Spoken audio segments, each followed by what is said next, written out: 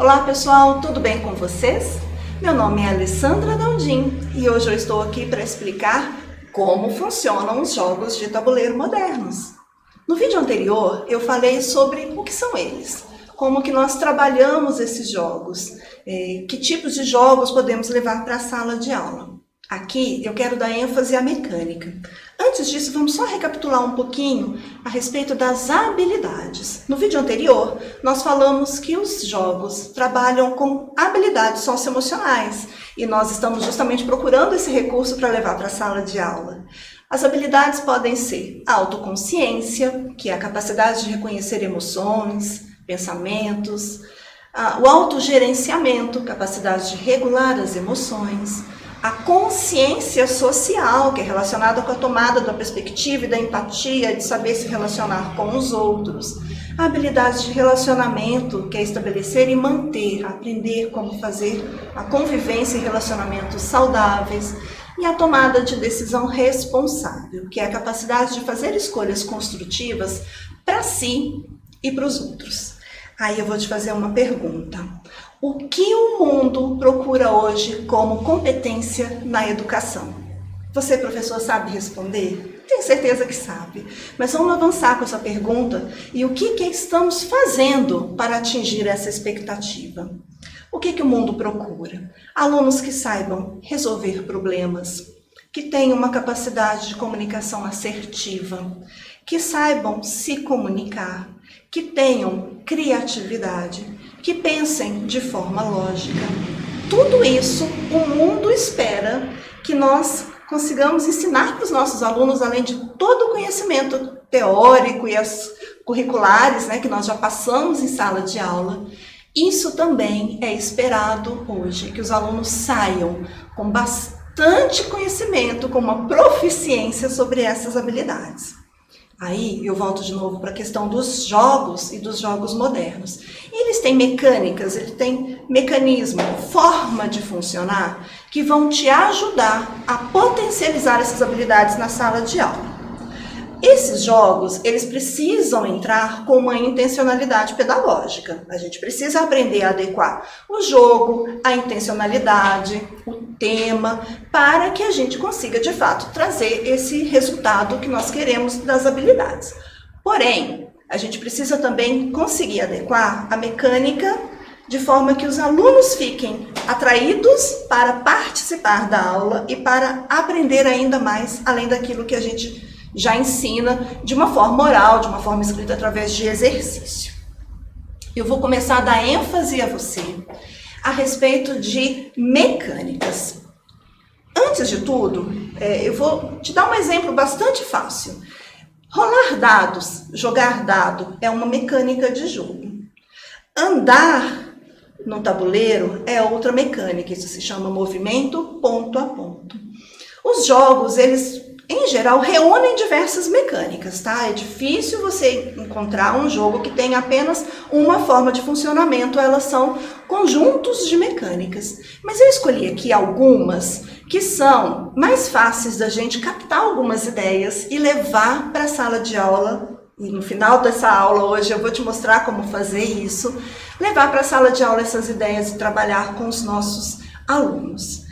Antes de avançar, eu só preciso te dizer que existem dezenas de mecânicas. Então eu vou te deixar uma tarefinha no final do vídeo também para você poder pesquisar mais algumas delas, tá? Eu escolhi algumas que são bastante representativas. A primeira delas, jogos cooperativos. O que são jogos cooperativos? Todos os jogadores têm o mesmo objetivo a ser alcançado e todos jogam junto contra o tabuleiro. Então, ou todo mundo ganha, ou todo mundo perde. Já pensou você numa sala, numa turma, onde todos têm que dividir a mesma missão, o mesmo objetivo, o mesmo desafio e trabalhar juntos, articular as informações que têm para poder vencer em comum esse objetivo?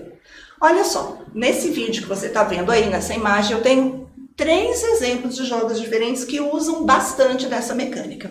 O primeiro, ele é bem antigo, mas já ficou muito atual. O nome dele é Pandemia, Pandemic. E ele é um jogo em que todos jogam junto para conseguir a cura para a humanidade. O segundo é o Bandido. todo mundo joga junto, de forma que evite que os bandidos fujam da prisão.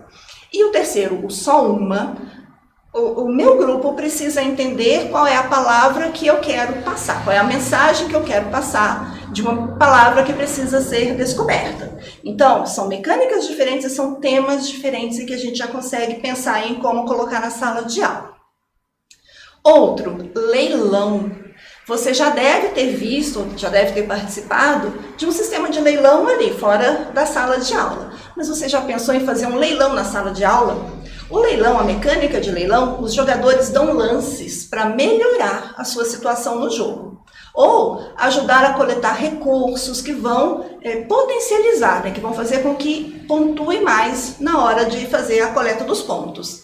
Para saber até onde ir, até onde dar o lance, se pode dar o lance ou não, o jogador precisa pensar primeiro se ele tem o recurso ou o dinheiro para isso. É igualzinho na vida real. Eu trouxe aí 2 exemplos para você. Power Grid, onde os alunos vão fazer lances para melhorar as suas usinas elétricas, para incrementar a sua produção elétrica, e o For Sale, que é um jogo de leilão de casas. Os alunos compram, os jogadores compram casas e depois precisam vender. Então são 2 mecânicas com lances de leilão. Veja bem, na sala de aula, de repente você não pode leiloar uma informação, leiloar uma parte ali de um conteúdo, leiloar uma imagem, leiloar uma fórmula, leiloar objetos e produtos que os alunos precisam ter conhecimento para poder comprar essa informação. Nós já fizemos isso e fica a ideia para você. É bastante intuitivo e os alunos vão conseguir entender rapidinho como é que funciona o leilão e vão disputar de forma bastante agressiva, agressiva no sentido de com bastante garra, para conseguir as melhores informações. Gestão de mão. Como o próprio nome sugere, o jogador escolhe uma ou mais cartas, eles vão montando combos ali de cartas que interessam mais dentro de uma pilha de cartas.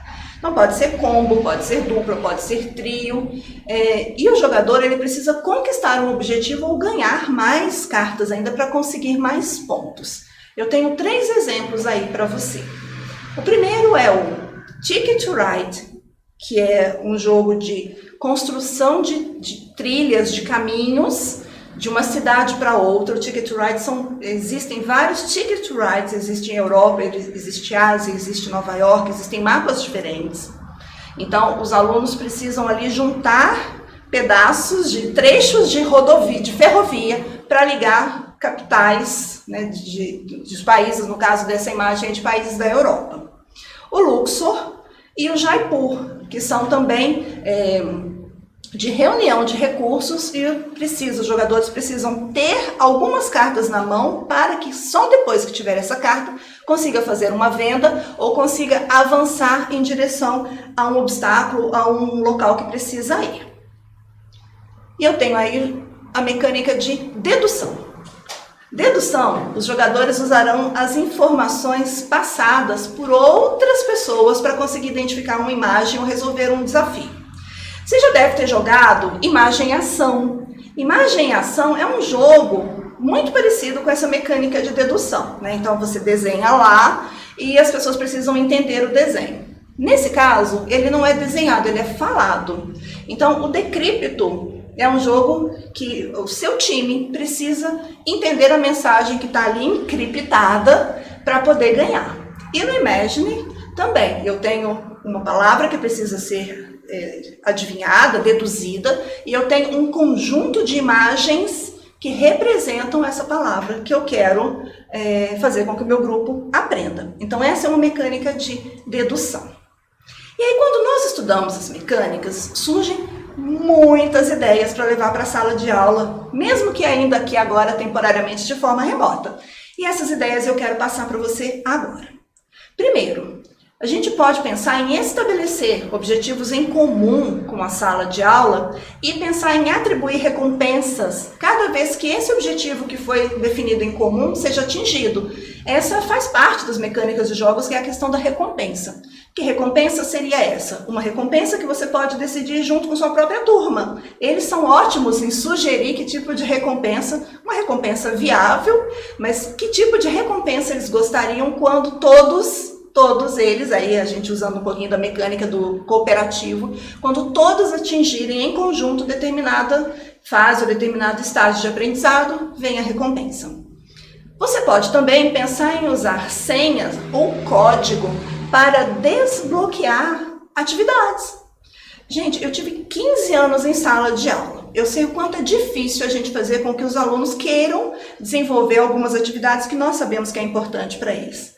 Mas e se essa atividade tiver um desafio, um mistério, uma missão que eu preciso desbloquear para conseguir fazer? Será que não vai se sentir mais atraído, né, em ser o primeiro que vai desbloquear para conseguir fazer essa atividade? Então essa também é uma outra forma de explorar aquilo que a gente aprende com o jogo dentro da sala de aula. Uma terceira possibilidade, conceder pontos de experiência, distintivo. Não é fazer bullying, não é dizer esse aluno é bom, esse não é, mas é reconhecer aquele que está no caminho certo. Isso também incentiva que os outros que ainda não atingiram esse distintivo podem atingir, eles vão poder pleitear atingir essa distinção.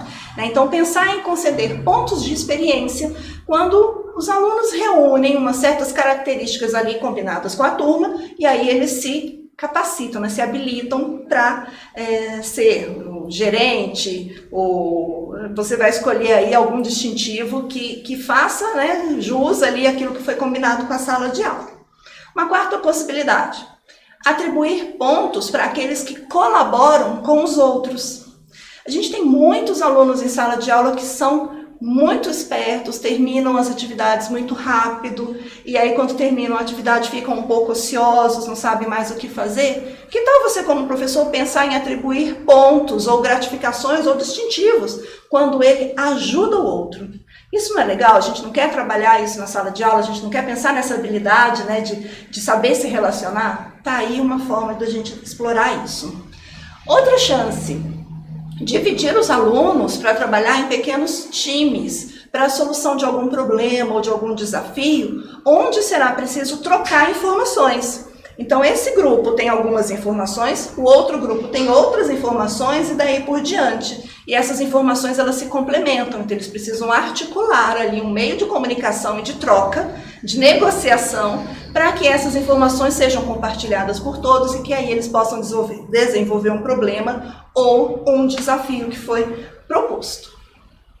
Eu vou deixar para vocês aqui na tela algumas fontes de pesquisa, canais que você vai conseguir pesquisar no YouTube, como o Meeple TV, o Romir Playhouse e o 3Edu. São 3 canais brasileiros, onde os apresentadores desses canais, eles mostram jogos e mostram como os jogos funcionam. Eles gravam a partida, eles explicam a regra.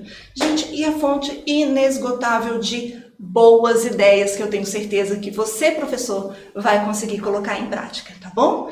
Então nós vamos combinar novamente. Deixe o seu comentário aqui debaixo desse vídeo com dúvidas, sugestões e eu volto para conversar mais tarde. Um abraço.